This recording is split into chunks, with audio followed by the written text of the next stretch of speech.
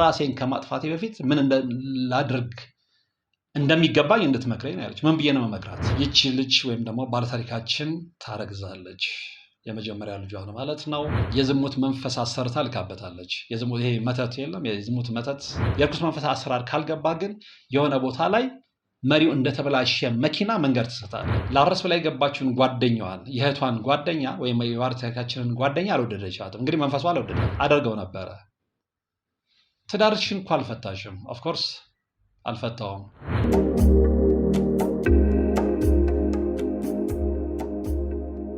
ሰላም ጤና ይስጥልን። በሀገር ውስጥና በመላው ዓለም የምትገኙ ወደ ቻናል ተከታታዮች ይኸው ዛሬም በእግዚአብሔር መልካም ፍቃድ ተገናኝተናል። ለዛሬም እንግዲህ ወደ እናንተ የማደርሰው የአንዲት እህታችንን ታሪክ ነው። ከእሷ ከራሷ በደረሰኝ መሰረት ማለት ነው። እንግዲህ ብዙዎቻችሁ ታሪካቸውን ትልኩልኝ ያላችሁ፣ ግን ሁሉንም አላቀርብም። እንደነገርኳችሁ አንደኛ ታሪካቸው እንዲቀርብ ፈቃደኛ የሆኑ ሰዎችን፣ ሁለተኛ ደግሞ ከዛ ውስጥ ሌሎች ትምህርት ይሆናል፣ ሌሎችን ያነቃል፣ የሌሎችን መንፈሳዊ አይን ይከፍታል ብዬ ያሰብኩበትን ታሪክ ብቻ ነው እናንተ ማቀርበው።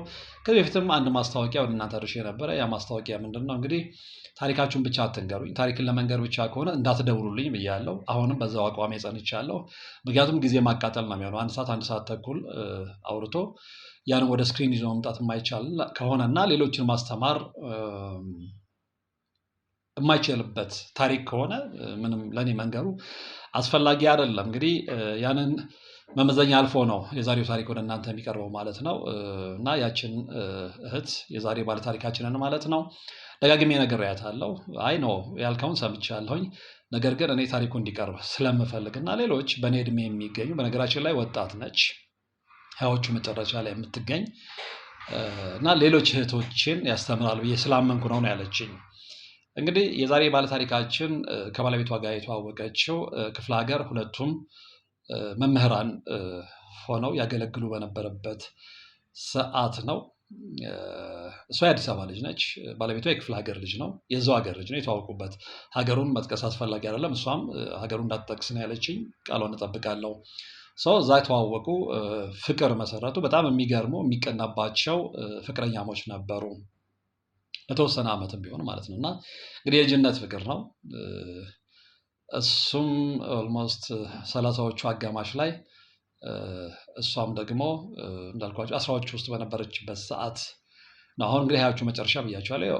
ረዘም ያለ ዓመት ታሪክ ነው እና ገና እንግዲህ ጥሩ እድሜ ላይ ያሉ በወጣትነት እድሜያቸው ነው። ኦልሞስት እንግዲህ የእሱ እድሜ ከ30 ዓመት በላይ እኛ ሀገር ጎልማሳ ነው የሚባለው አይደለም። እና እዛ እድሜ ውስጥ እያለ ነው። ያን ያህል የገፋ እድሜ አይደለም እንግዲህ 30ዎቹ አጋማሽ ማለት ነው። እሷ ደግሞ እንዳልኳችሁ 10ዎቹ መጨረሻ አካባቢ ያለች ነው። አሁን የተወሰነ ዓመት ብትጨምርም የተገናኙት ጥሩ አፍላ እድሜ ላይ ነው ልላችሁ ፈልጌ ነው። ከዛ በኋላ ግን ምንድን የሆነ በቃ የወደፊት እቅዳቸውን አቀዱ። ምን አይነት ኑሮ እንደሚኖሩ፣ ስንት ልጆች እንደሚወልዱ ቀድመው እንግዲህ የብዙዎች ምኞት ነው። በፍቅረኝነት ሰዓት ላይ ብዙ ነገር ይወራል አይደለ? እንደዛ ሆነ። እግዚአብሔርም ደግሞ ፍላጎታቸውን ተመልክቶ እነዚህን ልጆች በትዳር ያጣምራቸዋል። በዚህ መሀል እንግዲህ እሷ የነበረችበት ፖዚሽን ጥሩ ስለነበረ ቀድማ ወደ አዲስ አበባ ትቀየራለች። በእድገትም ትመጣና ከመምህርነት ሙያ ብዙ እንግዲህ ራሷን በጣም መለወጥ ትፈልግ ስለነበረ ኮርሶችን ትከታተላለች፣ ኦንላይን እንዲህ የመሳሰሉ ራሷን ለማሻሻል ብዙ ጥረት ታደርጋለች። የተሳካላት ፊልዷን ቀይራ ሌላ ኃላፊነት ሙያ ላይ ገባች። ከዛ እያለች አድጋ ቶፕ ቦታ ላይ ደረሰች እና ይደጋገፉ ነበረ። እሱ እዛ ቆየ፣ እሷ እዚህ መታ ልክ መደላደል ስትጀምር መነጋገር ጀመሩ። ስለዚህ እኔም መምህርነት በጣም ጥሩ ሙያ እንደሆነ አውቃለሁ፣ ግን ባለው የሀገሪቱ ወቅታዊ የኢኮኖሚ ሁኔታ በመምህር ደሞዝ ወደፊት ልጆች ይመጣሉ፣ ማሳደግ ራስን መለወጥ በጣም አዳጋጅ ስለሆነ እኔም ተምሬ ራሴ መቀየር እፈልጋለሁ። የእሷን ፍላጎት ያ ስለነበረ የነገ የትዳር አጋሯ ነው። በዛ ይስማሙና እሱ መማር ይጀምራል። እንግዲህ እንደነገረኝ በተልእኮ ማለት ነው ከውጭ ዩኒቨርሲቲዎች ጋር ተጻጽፎ በእንዲህ ምን አይነት ሁኔታ እንግዲህ እኔ ወደ ዋና ታሪክ ቀጥታ መግባት ስለፈለኩ ነው መንደርደሪያውን በጣም እያሳጠርኩኝ የምነግራችሁ እንጂ ሰፊ ታሪክ ነው የተነገረኝ። ያ ይሳካላታል። ከዛ እሱ የሚመጣና አዲስ አበባ ውስጥ ፊልዱን ቀይሮ የተሻለ በፊት ከነበረበት በክፍያ ነው ብላችሁ በወራዊ ደግሞ የተሻለ ሌላ ሙያ ላይ ይገባል። ህይወት ይቀጥላል። ቤት ይከራያሉ። ከዛ በኋላ እንግዲህ ለቤተሰብ አሳውቆ ትዳር መመስረት ነው። ሁለቱም ቤተሰቦቻቸውን አስተዋወቁ፣ ትዳር መሰረቱ፣ አብረው መኖር ጀመሩ። ይሄ እንግዲህ መግቢያው ነው ማለት ነው፣ የታሪካችን መግቢያ ነው። ከዛ በኋላስ ምን ተፈጸመ የሚለው ነው እንግዲህ ዋናው የኛ አጀንዳ ማለት ነው። ከዛ በኋላ አብረው መኖር ሲጀምሩ ይቺ ልጅ ወይም ደግሞ ባለታሪካችን ታረግዛለች። የመጀመሪያ ልጇ ነው ማለት ነው። ቤተሰብ ውስጥ ደስታ ይፈጠራል። ነገሮች የተስተካከሉ ነው እና ፍቅራቸው ለብዙ ሰው አራያ ነው። እንዴ የሆኑ ሰዎች እንኳን ስለ ፍቅር ሲያወሩ እነገሌን አታየውም የሚባልላቸው ፍቅረኛሞች በቃ የማይነጣጠሉ አንዱ ካለ ሌላው አለ ተብሎ የሚደመደምበት እንደዚህ አይነት ፍቅር ነበራቸው። የማይለያዩ ማለት ነው። በቃ የማይለያዩ ሁለቱም ጥንዶች ሁሌ አብረው የሚታዩ ማለት ነው እና እንግዲህ ከብዙ ሰው እንደሚባል የነበረው ምንድነው ከዓይን ያውጣችሁ እንባል ነበር ነው ያለችኝ። እና በዛ አይነት ሁኔታ ህይወት ይቀጥላል። የመጀመሪያ ልጅ ትረገዛለች። ልክ መውለጃዋ ሲቃረብ በጣም የቅርብ ጓደኛዋ እንግዲህ እሷ እንደምትለኝ አብረን ተምረናል፣ በጣም የቅርብ ጓደኛዬ ነች፣ እንደ እህቴ እማያት ነው ያለችኝ። ከዛ ካላረስኩሽ ትልና ቤት ትመጣለች። በደስታ ነው የተቀበሏት አብረን የተማሩት እና ልክ ልጅቷ ስትወለድ ማረስ ትጀምራለች። የሽንት ጨርቅ የምታጥበው እቺ ጓደኛ ነች። እንዲህ እየተባለ ቤተሰብ ትሆናለች። ነገር ግን የባለታሪካችን ታናሽ እህት ላረስ ብላ የገባችውን ጓደኛዋን የእህቷን ጓደኛ ወይም የባለታሪካችንን ጓደኛ አልወደደቻትም። እንግዲህ መንፈሷ አልወደዳትም። ውስጧ የነገራት ነገር ሊኖር ስለሚችል ማለት ነው። ከዛ ለእህቷ ትነግራት እኔ ይቺ ልጅ አላማረችኝ የሚል ስላት እንዴ አንቺ አንደበቷ ነው እንጂ ስለምትቅለበለብ ነው እንጂ በጣም ጨዋ ልጅ ነች፣ በጣም የዋህ ልጅ ነች፣ ተዋት ትላለች። የእሷ ቤተሰብ አካል ስለዛች ልጅ መጥፎ እንዲያወራ አትፈልግም። አጋጣሚ ደግሞ እቺ ልጅ ወይም ደግሞ ላረስ ብላ የገባችዋ ልጅ ዘመዶቿ አዲስ አበባ ውስጥ አይደሉም፣ ከክፍለ ሀገር መታ ነው በስራ አጋጣሚ የተዋወቁት፣ አንድ አካባቢ መኖር የጀመሩት ማለት ነው። እና ስለምታሳዝናት አጠገቧ ማንም ስለሌለ ተዋት ነው የምትለው። ሰው ምን ይሆናል? ይሄ ከሆነ ልጅቷ ከተወለደች ከተወሰኑ ወራት በኋላ የባለቤቷ በጣም የሚያፈቅራት ባለቤቷ ባህሪ መቀየር ይጀምራል። እና በውሃ ቀጠነ ካልመታዎች ካልገደልኩሽ። እኔ በአንድ ጊዜ ተቀይሮ ነው ያልኳት፣ ገርሞኝ ማለት ነው። አዎ የሚገርምህ ነው፣ ፍቅራችን እንዳልተነገረለት እንዳልተወራለት ባህሪው መቀየር ጀመረ። በትንሽ በትልቁ መነጫነጭ ጀመረ። እንደውም የመጀመሪያ ልጃችን መወለድ ቤታችን ውስጥ የተሻለ ደስታ ያመጣል ብዬ ነበረ። ለተወሰኑ ወራት ህልም መስሎ የሚጠፋ አይነት ደስታ የለም፣ እሱን አምጥቶልን ነበረ። ከዛ በኋላ ግን እንደዛ የሚገርም ግን እሱ ላይ ብቻ አይደለም፣ ቆይቼ ውዬ ሳድር ደግሞ እኔም ራሴ ላይ አስጠላኛለች ባሌ።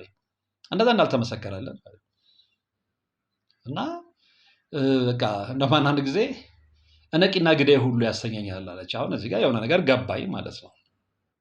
ገባኝ ብቻ ሳይሆን የሆነ ነገር መጠርጠር ጀመርኩኝ። ከዛ በቃ ቤታቸው ሰላም ጠፋ ማለት ነው። ይቺ ልጅም ልክ አርሳ የሚገርም አለችኝ። አራስነቴ ኦልሞስት 15 ቀን ሲሞላው ስራ ጀምሬያለሁ አለች። ወዲያውኑ ተመልሻለሁ። በ15 ቀን ወደ ስራ ተመልሻለሁ። እየተመላለስኩ ያው እንደምንም ራሴንም እያጠነከርኩኝ መስራት ጀመርኩ። ያው እህቴም ስለነበረች ብዙም እንትን አላልኩኝም። በዛ አይነት ሁኔታ ግን ቤታችን ውስጥ ያለው ሰላም የበለጠ ከመስተካከል ይልቅ እየራቀ መምጣት ይጀምራል። ግራ ገባኛለች። አንዳንዴ ወደ ትክክለኛ ማንነቴ ስመለስ እንዴ ድሮ ፍቅራችን እንደዛ ነበረ፣ ስንት ሰው እነሱን እዩ እያለ ምስክርነት እንዳልሰጠን ምንድን ነው የተፈጠረው ማለት ጀመርኩ አለች። ያችኛዋ ልጅ ግን ላርስ ብላ መታ የነበረችው ልጅ በመሀል ትሄዳለች። ጠፋች። ስልክ ስደውልላት ሁሉ አታነሳም አለች። በፍጹም ማለት ነው። አጋጣሚ ሆኖ ደግሞ እቺ ላርስ ብላ የመጣችኋና ባለታሪካችን ዙሪያ ያሉ ሰዎች እርስ በርስ የሚተዋወቁ ናቸው። በትምህርት ቤት በካምፓስ ህይወት ምናምን የምትዋወቁት የለም፣ እንደዛ ነበር። እና በቤት ስልክ ብደውል በራሴ ስልክ ብደውል ምናልባት አሳስቼ እንኳን በሌላ ሰው ስልክ ስደውል እኔነቴን ስታቅ ወዲያው ትዘጋዋለች አለ። እንዲህ ምንድን ነው የተፈጠረው? ምን አድርጊያት ነው እንደዚህ? ከዛ በኋላ የበለጠ የእህቴ ጥርጣሬ እኔም ላይ የሆነ እውነት እየፈጠረ መጣለች። እንዴች ልጅ ምን አስባ ነው ማለት ጀመርኩኝ። ከዛ በኋላ ነገሮች በጣም እየከረሩ እየተበላሹ ሲሄዱ ቀጥታ ገዳም ነው ሄደችው። በጣም መንፈሳዊ ህይወቷ የሚገርም ነው። ስለ እውነት ነው የምላችሁ። በጣም ጠንካራ ልጅ ነች። በጣም ልበቀና፣ በአንድ ሰው ብቻ ታምና መኖር የምትፈልግ፣ ትዳሯን አክብራ እስከ መጨረሻው የተባረከ ቤተሰብ ፈጥራ መኖር የምትፈልግ፣ ግን እንዳሰበችው አልሆነላትም። በፍጹም በህልሟም በእውኗም አስባው የማታውቀው ነገር ነው እሷ ላይፍ ላይ ሀፕን ያደረገው። ከዛ ገዳም ሄደች። ገዳም ሄዳ ከመጠመቋ በፊት በሰው ያገኘቻቸው በጣም የበቁ አባት በትክክል የሆነውን ነገር ነገሯት። ደነገጠች። በጣም ነው የደነገጠችው። እንግዲህ ይሄ አለፍ አለፍ እያልኩ ነው የምነግራቸው። እኔ ዋናው አጠቃላይ ሁኔታውን እንጨብጡልኝ ስለፈለግኩ ነው። እንዴት እንደዚህ አይነት ነገር ሊፈጠር ቻለ? ከአንድ እንዲህ እየተባለ በቃ ጊዜያቶች እየተቆጠሩ መምጣት ጀመሯለች። የሚገርም አለችኝ። እየነገርኩ ያለው የ9 ዓመት ታሪክ ነው ያለችኝ። ዛሬ ልንገር እንጂ የ9 ዓመት ታሪክ ማለት ነው። እንግዲህ 9 ዓመት ኦልሞስት አብረው ኖሯል ማለት ነው። ከዛ 9 ዓመት ብዙ ነገሮች በህይወታችን ውስጥ አልፈዋል። ግን ዋናው ለነገር የፈለግኩት ነገር አለች፣ መጨረሻ ላይ ነገሮች ከአቅም በላይ እየሆኑ መጡ። ፍቅራችን እንደነገርኩ ነው። በቃ በፍጹም ላይን ያስጠላኛል፣ ላይኑ አስጠላዋለሁ። በኋላ እዛ ገዳም ሄጄ ከመጣሁ በኋላ አባት የነገሩኝን ነገር ከተመለከትኩ በኋላ የሱን ስልኮች መፈተሽ ጀመርኩ ነው ያለችኝ። የሱን ስልኮች ከዛ በቃ ሌላ ታሪክ ውስጥ ገብቷል። እንግዲህ የምትወደው በአንድ ታምኜ እኖራለሁ የምትል ከባሏ ውጪ ማታውቅ የመጀመሪያ ነው ያለችው። የመጨረሻም እንዲሆን እፈልግ ነበረ። ነገር ግን በቃ በኋላ ግን የተነገራት ምንድን ነው? አንደኛ ያቺ ላርስ ላይ የገባችዋ ሴት የእሷን ልብስ ቆርጣ ወስዳለች። እሱ ብቻ አይደለም፣ ያው እዛ እግረ መንገድ የልጅ ልብስ የህፃን ልጅ ስታጥብ አንዳንዴ እችንም ምናምን እያለች የቤተሰብ ንብረት አልፎ አልፎ ቀለል ያሉ ልብሶችን ትወስድ ነበር ነው ያለች። እና የባሏንም ልብስ ቆርጣ ወስዳለች። ስለዚህ በሁለቱ ልብስ ነው የተሰራው ማለት ነው። በኋላ ለምን ስላት የኛ መፋቀር በኋላ እንደ አባቶችም እንደነገሯት ጸበም ላይ መንፈሱ እንደተናገረው የኛን መፋቀር የኛን የነገ ህይወት አስጠንታ ነው። በነገራችን ላይ ብዙዎች እናንተ ሊያጠቡ እድላችሁ ሊወስዱ ሲፈልጉ እናንተን የወደፊት እድል አስጠንተው ነው እንጂ ዝም ብለው አይደለም። ያንን ሁሉ አስጠንታ በቃ እንትን ብላለች ማለት ነው። እንዳይሳካለን፣ ፍቅራችን እንዳይቀጥል፣ ጎጆአችንን እንዲፈርስ። ይሄ የቅናት መንፈስ ነው፣ ሌላ ምንም አይደለም። እና የቅናት መንፈስ ነው ያለችው። እና እሷ የዚህ አይነት ህይወት ትመኝ ስለነበር አልተሳካላትም። ወንዶች ትቀያይራለች፣ ዛሬ ከአንዱ ጋር ነገ ከአንዱ ጋር። ግን ልክ እንደኛ ሊሆንላት አልቻለም። ሊሆንም አይችልም። መጀመሪያ ጠማማ ልብ ይዛችሁ እንዴት ነው ሊሳካላችሁ የሚችለው? ቅን ልብ ስትይዙ አለ የሚሳካው። ያ ስላልሆነላት በዚችኛዋ ጓደኛዋ ላይ መቅናት ጀመረች። በሄደችበት ስለነሱ መልካምነት ነው የምትሰማው። በሄደችበት የብዙ ሰው አንደበት ውስጥ ያሉ ልጆች ናቸው። እና ያ በቃ ከአእምሯ ቁጥጥር ውጭ ሆኗል። እና በቃ ይህን ነገር ማበላሸት አለብኝ ብላ ነው የገባቸው። በኋላ መንፈሱም እንደተናገረው እንደነገርኳቸው እንደተደረሰበትም ማለት ነው። እና እሱም ብቻም አይደለም ከዛ ውጭ የባለታሪካችን ባለቤት ላይ የዝሙት መንፈስ አሰርታ ልካበታለች። ይሄ መተት የለም የዝሙት መተት። እና ከዛ ወዲያ መጠንተን ማድረግ ሲጀምራለ በፍጹም በቃ የሚገራርም ታሪክ ነው የነገረችኝ። እንግዲህ 9 ዓመት ታሪክ ነው የምነግራቸው። ከዛ በኋላ ስልኩን መጎርጎር ሲጀምር የሌሉ ቴክስት ሜሴጆችን ማላቃቸውን ስልኮች ሁሉም ማግኘት ጀመርኩ አለች። ከዛ እነዛ ምንድን ያደረገችው ሬጅስተር አድርጋ አስቀመጠች። ከዛ በኋላ ሰዎች ጋር መደወል ጀመረች፣ የተጠራጠራቸው ሰዎች ጋር ማለት ነው። ስትደውል በቃ ያላሰበችውን ጉድ ነው ያገኘችው። እንደውም አንደኛው በጣም ልቧ እንግዲህ የነገራትን ልጅ ደውላ ለስራ ላይ ልፈልግ ይችላል ምናምን አገኘቻት። ከዛ ስታጣራ ስልኳን ስትጎረጉር ማንነቱን እንትናለች። ስሙን ቀይሮ ነበረች ሲያረጋት የነበረው። ለዛችኛዋ ደግሞ አልነገራትም። እቺ አሁን እንገናኝ ብላ ለአገኘቻት ሴት ማለት ነው። የሚገርማችሁ ያን ያህል ዓመት ግን ሌላ ሲም ነበረው ባለቤቱ የማታውቀው 9 ዓመት የማታውቀው ባለቤት የማታውቀው ስልክ ማለት ነውና በዛ ነበር የተለያዩ ሴቶችን ዴት ሲያደርግ የነበረው። ኤኒዌይ እንደዛ ሆነ። ያንን ስታቅ በቃ ይሄ ትዳር ለኔ አልተፈቀደም ብላ ወደ ፍቺ ለመሄድ ስትል ፍቺው ይፈርሳል። እንግዲህ እግዚአብሔር ምክንያቱም የራሱን መንገድ ሊኖር ይችላል ብዬ ነበር ማስበው ነው ያለችው። በኋላ ግን በቃ በብዙ ነገር ተሞከረ፣ አልሆነም። የመጀመሪያ ይቅርታ ተደረገለት፣ ፈረሰ። ሁለተኛውም ላይ ያንን ስተደገመ፣ ሶስተኛው ላይ ስተር ሲደግም አይ ከዚህ በኋላ ለልጆች የመኖር እፈልጋለሁ ትልና የተለያዩ ማለት ነው። ለአንዴም ለመጨረሻም ጊዜ ስለ ነገው አናውቅም። እሷ ያለችኝ ለአንዴም ለመጨረሻም ጊዜ ነው። ለመጨረሻ ጊዜ የሚለውን ደፍሬ በጣም አስረግጬ መናገር የማልፈልገው ለምንድን ነው? ስለ ነገ ደግሞ ማንም አያውቅም ማለት ነው። እና በዚህ መሀል ግን በጣም የሚያሳዝነው ያቺ ሴት አሁንም አላረፈችም፣ ያለያየቻቸው ሴት ማለት ነው። እና ያንን እሱ ላይ ያሰራችውን የዝሙት መንፈስ እዚችኛውም እህት ላይ ትልክባታለች። በጣም የሚያሳዝን ሁኔታ ማለት ነው። ትልክባታለች። ከዛ የሚገርም ትዳር፣ ህይወት፣ ሁሉ ነገር አስጠላ ያለች። ከዚህ በኋላ ልጅ አልደግመም ነው ያለችው። እንግዲህ አርግዛ የመጀመሪያ ልጅ እርጉዝ እንደነበረች ታሪኩን ነግሬያቸዋለሁ። ከዛ በኋላ በቃ አልፈልግም አለች። በአንድ ልጅ ተገድባ ቀረች ማለት ነው።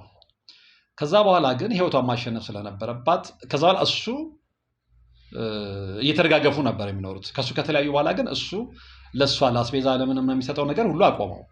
ስለዚህ እቺ ሴት የራሷ ገንዘብ ብቻ እንደውም በኋላ ምንድን ነው ያልኳት፣ ከሰሽ እኮ እንዲህ ማድረግ ትችይ ነበር፣ አልፈለኩም፣ በሁለት እግሬ መቆም እችላለሁ፣ የነበርኩበትን ፖዚሽን አውቃለሁ፣ ለልጄ እኔ አላንስም፣ ስለዚህ የወንድ ጥገኝነትን ስለማልፈልግ የሚል ነገር ነው የነገረችኝ። ያ እንግዲህ ፍላጎቷ ነው፣ ምንም ማድረግ አይቻልም። እና ልጇን እያሳደገች ህይወትን ቀጠለች።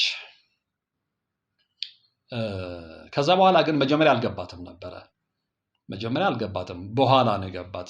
ተመልሳ ገዳም ስትሄድ፣ ጸበል ስትጠመቅ፣ አባቶችን ስታማክር የሆነውን ነገር ሁሉ በደንብ ስለነገሯት ማለት ነው። እና በነገራችን ላይ ብዙ አስመሳይ አባቶች ነን የሚሉ ሰዎች ያሉትን ያህል በጣም የሚያውቁ በትክክል የሚነግሯቸው አባቶች አሉ። ያንን እርግጠኛ ሆኜ እናገራለሁ። እኔ የማውቃቸው ነገሮች ስላሉ ማለት ነው። እና ህይወት እየቀጠለች እያለች እች ልጅ እኔም ባህሪ ተቀየራለች። እንግዲህ በጣም ጨዋ ልጅ ነች፣ ስራዋ ላይ የምታተኩር ልጅ ነች።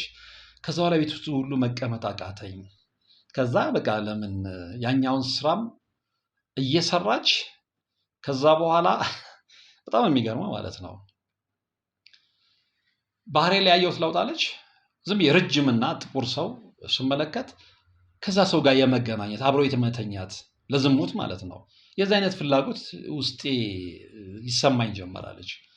ይታያችሁ ደግሞ በምልክት ነው። ጥቁር ረጅም ሰው፣ ወፍራም ሰው ምናምን፣ ሌላ እንደዚህ ይሄ ሸበላ ቆንጆ ምናምን የምትሉን ሰው ምንም ከምንም አይቆጠኝ፣ ግን ረጅም ሆኖ ጥቁር ግዙፍ ሰው ከሆነ በቃ መንፈሴ ይመኘዋል አለች። እና ታደርጊ ነበር ስላት በሆነ አጋጣሚ በቃ ያን ሰውዬ ተዋውቄ ምንም ብዬ አደርገው ነበረ። ትዳርሽን እኮ አልፈታሽም። ኦፍኮርስ አልፈታውም። እሱ ምን ያደርግ ነበር? እጅ ከፍንጅ ይዤውላን ያለች። እንግዲህ እንደነገርኳቸው ማለት ነው ታሪክ ስልኩን ስትጎረጉር ብዙ ጉዶችን ተመልክታለች። ከአንዴም 3 ዕድል ተሰጥቶት አልሆነም። ስለዚህ ልም ብሎ ዝሙት ዓለም ውስጥ ገብቷል። እንግዲህ መሳሳብ በሉት፣ የዝሙት መንፈስ መሳሳብ። ይሄ ሁሉ መነሻው ያቺ ክፉ ጓደኛቸው ትሁን እንጂ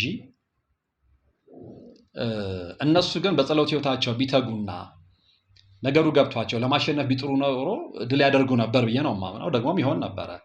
ነገር ግን ከዛ ይልቅ ሁለቱም በየራሳቸው እልሁም አለ፣ መንፈሱም አለ፣ ያጋንንቱም ስራ አለ። በየራሳቸው መንገድ መሄድ ነው የጀመሩት። እና በጣም የገረመኝ ግን የሚገርምህ ከጥቁርና ከግዙፍ ወንድ ውጪ ምንም ነገር እንትን አይለኝም። እንደዛ ሳይ ግን ስሜቴ ይነሳሳል። የሚገርምህ የመጀመሪያ ሙያዬን ትቼ አለችኝ። መጀመሪያ ሰራባት የነበረው መንግስታዊ ስራዬን ትቼ ቦቲክ ውስጥ ተቀጠርኩኛለች። እንዴ ቦቲክ ውስጥ ምን ታደርጊያለሽ ነው ያልኳት።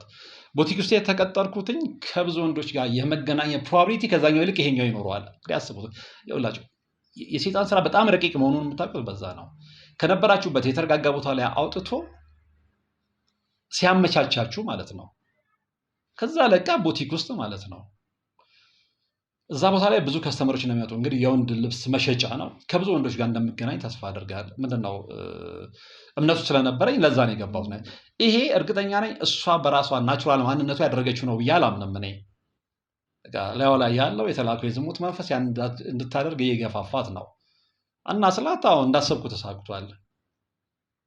የሚገርም በቃ ከፈለግኩት ወንድ ጋር ስልክ እቀያየራለሁ፣ ይደውልኛል፣ እሄዳለሁ፣ አድራለሁ። ይሄ እንዴት ብዬ ልንገራችሁ እና አልኳት። ገንዘብ ሁሉ እቀበል ነበር ነው ያለችኝ። ስለዚህ ፕሮስቲቱሽን ማለት ነው፣ ሌላ ምንም ትርጉም የለውም። ግን በዛ ህይወት ውስጥ እየገፋው ውስጤ በጣም ይገርፈኝ ነበር ነው ያለችው። የጸጸት አለንጋ ማለት ነው። እና ለምን ልትተው አልፈለግሽም? ትክክል እንዳልሆነ ያውሽ ለምን አልተች? በፍጹም አስባለሁ። በነጋታው ግን ማንነቴ ይቀየርና ደግሞ መልሼ እዛ ውስጥ እገባለሁ አለች። ከዛ በኋላ ህይወት ቦሪንግ ይሆንባታል። ኢትስ ቦሪንግ ማለት ነው። ግን ቦሪንግ ሆኖባት አልተወችውም። በኋላ በዛ አይነት ሁኔታ ያለች እንግዲህ ያ ግሩፕ በእሷን በኩል በባለቤቷን በፈታችው ወይም በተለያዩት ባለቤቷ ኦልሞስት ፍቺ አልፈጸሙ፣ ግን ተለያይተዋል፣ ተራርቀዋል። እሱ ከቤት ወጥቷል፣ እሷ ብቻዋን ነው የምትኖረው ከአንድ ልጇ ጋር ማለት ነው። እንደዛ ሆነ። ሁለቱንም የሚያውቅ የጋራ ጓደኛቸው ያገኛታል። አንድ ቀን ቆመው እያወሩ እያለች ያቺ ላረስ ብላ የመጣችዋ ሴት እግረ መንገዷ ስታልፍ ሁለቱን ታገኛቸዋለች። አብራት የሚያወራው ልጅ ታውቀዋለች፣ አንድ ግሩፕ ስለሆኑ ማለት ነው። እና ትሄድና ሌላ ጊዜ ትደውልለታለች። ሰላም ነው እንዴ? ባለፈው እኮ እንዲህ ከገሌ ጋር አይቼ ምናምን። ታዲያ ምን አለ መተሽ ሰላም ብትኛ? አያፍሬ ለምን ያኔ የወለደች ጊዜ በበቂ ሁኔታ አልተንከባከብኳትም ካለን ቀረቤታ አንጻር ምናምን። እንግዲህ በጣም እስኪሰለቻት ባለታሪካችን ደውላላታለች። ይሄ ምክንያት ሽፋት ነው። ከዛ ላገኝ ይፈልጋል ትለዋለች ይሄን ሰው። አረ ችግር የለውም አንቺ እንደዛ ከተጸጸትሽ ያስታርቃችሁና ጓደኝነታችሁ ይቀጥላል። እሱ የዋነት ነው፣ የሚያውቀው ነገር የለም። ይሄ የጋራ ጓደኛቸው። ያቺኛዋ ተንኮል አስባ ነው። ይቀጣጠራሉ፣ ይገናኛሉ። የሚገርም እንግዲህ የነገራትን ነው። መጀመሪያ የተገናኙ ቀን የጠየቀችው እገሌና እገሌ እንዴት ነው ፍቅራቸው እንደ ድሮ ነው ወይ ነው ተለያይተዋል? እንደተለያዩ ታውቃለች። ከእሱ ማጣራት ፈልጋ ነው ይነግራታል። ኧረ ተው አዎ ተለያይተዋል፣ አዎ በጣም ያሳዝናል እና አብዛኛውን መረጃ ስለ እነሱ ነበር የምጠይቀው። እና እሷ አሁን በምንድን ነው የምትኖረው? ስራዋንም እንደቀየረች ሰምቻለሁ። ቡቲክ እንደገባች። ለምንድን ነው ቡቲክ? ዝርዝር ጉዳዮችም እሱን ያላቅም። እሷን ጠይቂያት። አይ እሷ ጋርም አልደውልም ተቀይማኛለች ምናምን። እንደዚህ ተንኮል የሚያስቡባችሁ ሰዎች፣ እዛ ሄደው የሚያሰሯቸው ሰዎች አንደኛ እንዳታገኟቸው ብለው ስለሚነግሯቸው፣ ሁለተኛ ደግሞ መረጃ በየጊዜው ለማደስ እንዲመቻቸው መረጃ በየጊዜው እነዚህን ሰዎች መረጃ ስለሚፈልጉ በተዘዋዋሪ መረጃ መጠየቋ ነው። በጣም ነው የሚያሳዝነው። የሰውን ህይወት ለማጥፋት፣ የሰውን ህይወት ትዳር ለማጥፋት፣ የሰውን ህይወት ለማመሰቃቀል በየጊዜው መረጃ። ይህንን በምናደርግበት ሰዓት የተሻለ ሰው የሚጠቅም ነገር ብንሰራ እግዚአብሔርም ስንት በረከት በሰጠን እና እንደዛ ስትላት እኔ ምንም ዝርዝር እንትኑን እሷን ደውለሽ ጠይቂያት ይላታል። ከዛ በኋላ ነገሮች የበለጠ እየባሱ ነው የመጡት። በቃ ለየልኝ ቤተሰቦች እስኪታዘቡኝ ነው ያለችው። የሚገርምህ እንዲመቸኝ ለዝን ላይ ናለች ይላል። በቃ ለልጄ ሞግዚት ቀጠርኩላት። አዳሪ እንትን ማለት ነው ሞግዚት፣ እዛው እያገለገለችም እዛው እያደረች ልጅ የምትንከባከብ። አጋጣሚ ሆኖ ደግሞ አንዳንዴ ሳይደግ ሳይጣላ በቃ በትክክል እሷን ባት ነው ልጇ የምትንከባከብላት አይነት ሞግዚት ነው ያገኘችው። የሚገርምህ እቤት ከማድርበት ጊዜ የማላድርበት ጊዜ ይበልጣል ያለችው። በቃ አሌሌ እንዴት ነው በቃ እንደፈለገው በነፃነት ውሎና ዳሩ የማይታወቅ ሰው ታውቃላችሁ። እንደዛ ሆንኩኝ። በኋላ ግን በቃ የማየው ህልም፣ ቅዠቴ፣ ውስጤ ሰላም ማጣቴ በቃ በጣም ረበሸኝ አለች። በጣም ከሚገባው በላይ እና የእሱ ስላ እሱም መረጃው ይደርሳታል በጓደኛ ምናምን። ሰው ደግሞ ከመልካም ነገር ይልቅ መጥፎ ነገር ሊነግራችሁ በየጊዜው ያገኛችኋል አይደለ? እየባሰበት ነው ሄደው እየባሰበት። በዚህ መሀል ማን ነው የሚጎዳው? ልጅ፣ ምንም የማታውቅ ልጅ፣ ያለፈለገውቷ ወደዚህ ምድር የመጣች ልጅ። ከዛ በኋላ ግን የሆነ ቦታ ላይ ቆምኩና ማሰብ ጀመርኩ አለች። እንዴ ወዴት ነው የሚሄደው? የህይወቴ መነሻ ይሄ ነበር ወይ? አላማዬ ይሄ ነበር ወይ? ያደግኩት ቤተሰቦች ያሳደጉኝ እንደዚህ አልነበረም። የሚገርማችሁ ደግሞ ስለ ቤተሰቦቿን ባክግራውንድ ስለገ በጣም ጨዋ የሆነ ቤተሰብ በስነስርዓት ያሳደጓት። የብዙዎች እንደዛ አይነት ባክግራውንድ ይዘው መጥተው ግን የሆነ አቅጣጫ የሚያስቀይር እውነት ላይ ይደርሳሉ። ያ እውነት ከርኩስ መንፈስ ጋር የተያያዘ ነው። ለዚህ ነው ስለ እርኩስ መንፈስ ግንዛቤ ሊኖረን ይገባል የምንለው። ከየትኛውም ቤተሰብና ከሀብታም ቤተሰብና በጥሩ ስነ ምግባር ካሳደገ ቤተሰብና ምናምን የእርኩስ መንፈስ አሰራር ካልገባ ግን የሆነ ቦታ ላይ መሪው እንደተበላሸ መኪና መንገድ ትስታለህ። መንገድ ላለመሳት ነው የመምህራኖቻችን ትምህርት ተከታተሉ፣ መጽሐፍት አንብቡ፣ መንፈሳዊ ናችሁ ይብራ እያለን የምንለፈልፈው። እንግዲህ ይሄ ትዳር ወይም ደግሞ ይሄ ፍቅር የተወራለት የተመሰገነ ሌላው ሮል ሞዴል ይሆናል የተባለ ነበረ። ግን አቅጣጫውን በነገርኳችሁ መንገድ ስቷል። ሌላውም ደግሞ ሁለቱም በየፊናቸው ሌላ ዓለም ውስጥ እስኪገቡ ድረስ ማለት ነው። ከዛ በኋላ ሳልኳት ከዛ በኋላ በቃ ህይወት መረረኝ። በተቻለ መጠን ለመመለስ እሞክራለሁ። መልሼ እዛ ውስጥ እገባለሁ። ስለዚህ አሁን መንፈሳዊ ህይወትሽ ስላት ምንም በቃ እኔ ስለ መንፈሳዊ ህይወት አትጠይቀኝ ያለችኝ። ለምን ስላት በቃ ምንም እወጣለሁ፣ እገባለሁ፣ በላለሁ፣ እጠጣለሁ፣ ካገኘሁት ጋር አዳራለሁ፣ ቡቲክ ላይ ቲፕ አላጣም። በዛ መንገድ ነው የቀጠልኩት። ስለዚህ ለምን ለእኔ ደወልሽልኝ ስላት ራሴን ከማጥፋቴ በፊት ምን ላድርግ እንደሚገባኝ እንድትመክረኝ ነው ያለች። ምን ብዬ ነው መመክራት? መንፈሳዊ ህይወትን የማታውቅ ልጅ፣ ያልነቃች ልጅ፣ አሁን በዛ መስመር ውስጥ ያለችን ልጅ እኔ ለመምከር ብቃቱ የለኝም። ከዛ ምንድን ያልኳት ከኔ ቻሉ መንፈሳዊ መምህራንን ፈልጊ፣ እነሱን አማክሪ። በተቻለሽ መጠን ግን እኔ ልነግርሽና ልመክርሽ የምችለው ነገር ምንድን ነው? መጀመሪያ ንስሐ አባት አለሽ ወይ ስላት የለኝም ነው ያለችው። መጀመሪያ ንስሐ አባት ያዢ፣ የሚታመን ንስሐ አባት። ከዛ በኋላ ንስሐሽን ውሰጂ፣ ቄደር ተጠመቂ።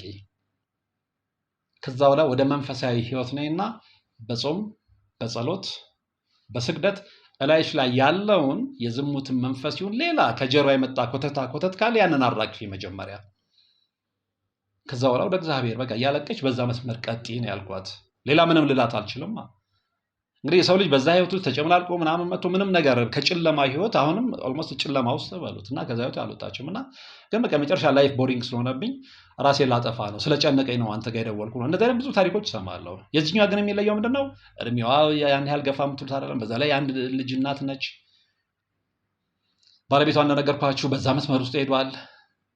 የሁለቱ በተለያየ ጽንፍ መሄድ እችን ምንም የማታውቅ ታዳጊ ልጅ የነገ ህይወት ምን ሊያደርግ እንደሚችል መገመት አይከብድም። ስለዚህ እባካችሁ በራሳችን ስህተት በራሳችን መንገድ ባጠፋነው ነገር ልጆቻችንን አንቅጣ። እየቀጣን ነው። ያም ደግሞ ያለ ፍላጎት የመጡ ልጆችን ማለት ነው። እና እንግዲህ እኔ ልላት የምፈልገው ነገር ምንድን ነው? እንደነገርኳችሁ ነው። ንስሐ ወስዳ ንስሐ አባት ይዛ ንስሐ ወስዳ ቄደር ተጠምቃ ከዛ ላይ ያለቀሰች እግዚአብሔርን መለመን፣ ከዚህ ህይወት ውስጥ ከተጨማለቀ ህይወት ውስጥ እንዲያወጣት መጠየቅ፣ መማፀን፣ ማልቀስ፣ መስገድ፣ መንበርከክ፣ መሰበር። የዚህ ጊዜ ነው መልስ ልናገኝ የምንችለው። ሁለቱም በማያውቁት ነገር ነው የተጎዱት። እንግዲህ ሁለቱም ፍቅር የነበራቸው ናቸው። እሱም ከሷ በፊት የሚያውቀው አልነበረም፣ እሷም እንደዚህ ነበር። በጣም ግን ምቀኛ ጓደኛ ደግሞ ለዚህም ያበቃል። ስለዚህ በዚህ ልነግራችሁ የምፈልገው ምንድን ነው? አንደኛው እያንዳንዱ ነገር በየዋህነት አንቀበል። ሁሌም እንደምለው ማለት ነው። ሰዎች አጠገባችን ሲመጡ ማመን ቢገባንም አሁን ግን ዘመኑ ደግሞ እንዳንተማመን የመጨረሻው ዘመንም ስለሆነ ሊሆን ይችላል እዚህ ደረጃ ላይ ስላደረሰን እያንዳንዷ ነገር በጥንቃቄ፣ ምክንያቱም እህቷ የጠራጠረችው ነገር ስለነበረ ተይ እያለቻት ነበር አለ። ቢያንስ የእህቷን አይነት ወይም ደግሞ በእህቷ አይነት ሁኔታ ቆቅ ልትሆን ይገባት ነበር። እኔ እንደዛ ነው የማስበው። አንዳንዴ አይ እግዚአብሔር አለልኝ ሰው ዝም ብሎ እንዲጠራጠር ምናምን የምትሉትን ነገር አቁሙ። እግዚአብሔር ራሳችሁን ስትረዱ ነው የሚረዳችሁ። መልአከ መንክራት እንደሚሉት ጠዋት እየበላህ እየወጣህ ማታ እየበላህ እየተኛህ እግዚአብሔር ይቅልኛል ብትል በራስህ ነው የምትቀልደው እንዳሉት ማለት ነው። ሳትሰግድ ሳትጸልይ ምን ሳትል እግዚአብሔር ይጠብቀኛል ነው የጅሎች ቀልድ ነው። ስለዚህ ነገሮችን በጥንቃቄ ብናይ፣ መጠራጠር እኮ ክፋት የለውም። መጠራጠር ክፋት የለውም፣ በተለይ ምልክት ስንመለከት ማለት ነው። አለበለዛ ህይወታችን በማናውቀው ጊዜና ሰዓት እንደዚህ አቅጣጫውን ይቀይራል እና እንዲህ አይነት ነገሮች በጣም እየበረከቱ ስለመጡ ማስጠንቀቂያ የሆን ዘንድ ነው ይህንን ታሪክ ወደ እናንተ ያቀረብኩት። እና ሌላው እንግዲህ ብዙዎች ይደውሉልኝና መጨረሻ ላይ ስል በቃ ራሴን ላጠፋ ነው። መፍትሄ አይሆንም እሱ። ራስን ማጥፋት መፍትሄ ይሆናል።